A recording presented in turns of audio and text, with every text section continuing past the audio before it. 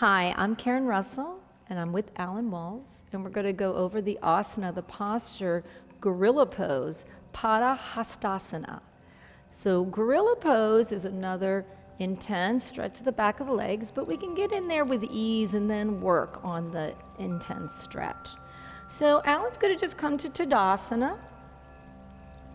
And I would move up a little bit, yeah. And once again, check with your feet. Are they parallel? How can you do that? You match them with the sides of the mat. So if you look down and if the feet line up a little bit more, usually that will help, right?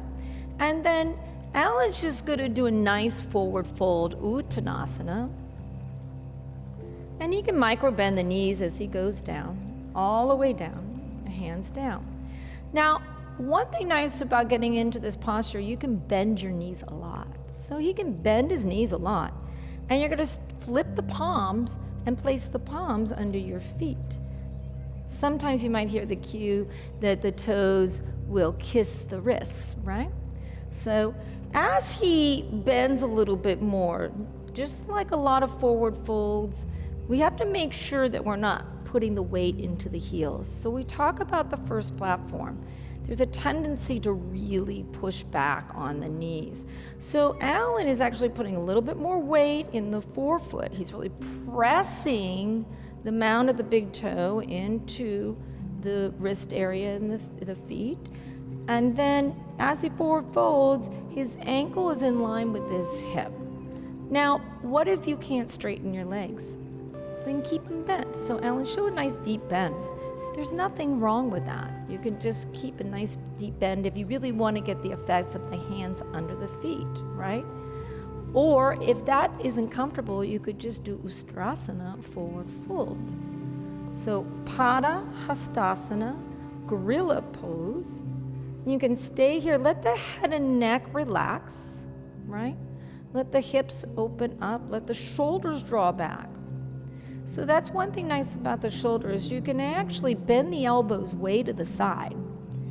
Draw the outer upper arms back and down, hollowing the armpits.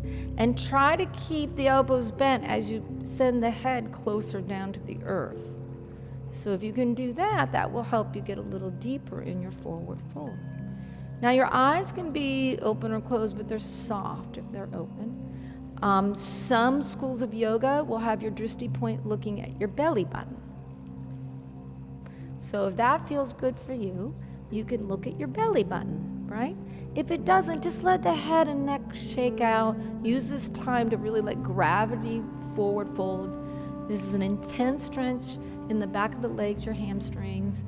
It fires up the muscles in your feet and your ankles.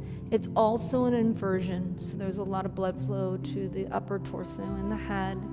And so be aware of that and not to come up too fast. So this is why you have the integrity of going into a posture and going out.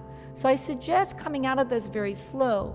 Now you can come out flat back with the hands on the hips, shoulders on the back. Maybe root down to the feet and come up flat back. You still might need a micro bend, right? Or forward fold again, Alan. You can come out of this, releasing the hands away from the feet. Take a deep breath in, and then you can exhale, roll up, ragdoll, one vertebra at a time. You actually feel the stacking of the vertebra all the way up. And that is gorilla pose, Padahastasana.